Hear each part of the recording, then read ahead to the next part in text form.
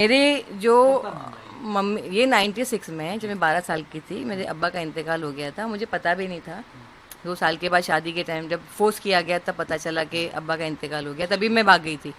हुआ था कि मेरे मामा का जो लड़का है जो 4 टाइम मैरिड एंड डिवोर्स था, 4 times। मेरी भाभियाँ थी। ओके। मैं तो बहन थी, राखी बांधती थी उससे।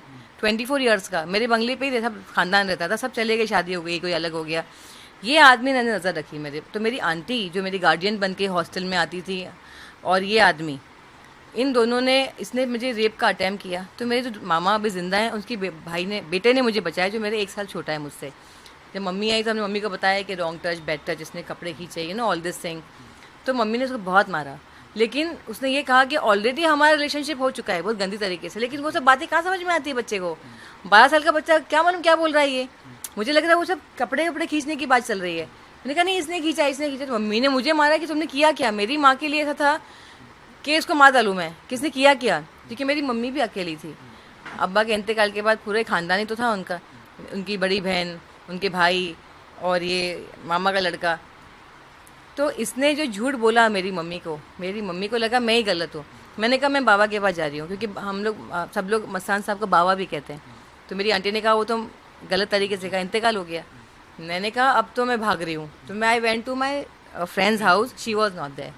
तो जो मुस्लिम फैमिली, गुजराती फैमिली थी, प्लीज़ अगर आप लोग देख रहे हैं तो आके बोलिए कि 96 में कोई बच्चा आपके पास भाग कर आके उसने कहानी बताई, प्लेन उड़ गया, मैं रह गई, सब खानदान चला गया, मैं प्लेन बाहर रह गई।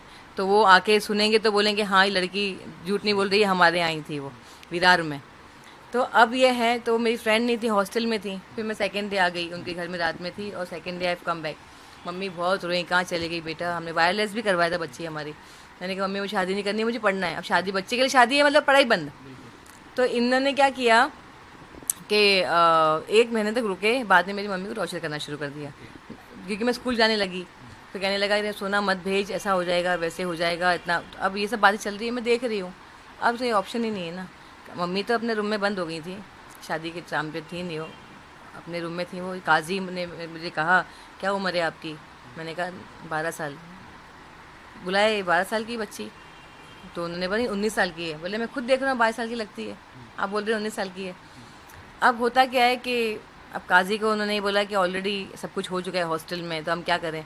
अभी समझ में कहाँ था बच्चे, क्या समझाएगा क्या बोल रहे हैं। अब मेरे दिमाग में यही नहीं अंकल इसने हाथ लगाया, इसने कपड़े खींचे। उनको तो ये लगेगा ना कि क्या हो रहा है, ये शादी हो गई, शादी का कोई फ़ोटो नहीं है। सबसे पहले क्या होता है, बाराती होते हैं। अगर आपकी जेन्युइन शादी है तो बाराती कहाँ है, लोग कहाँ हैं, कहाँ है एविडेंस कि हमारे सामने शादी हुई है। और आपने 19 साल क्यों लिखा।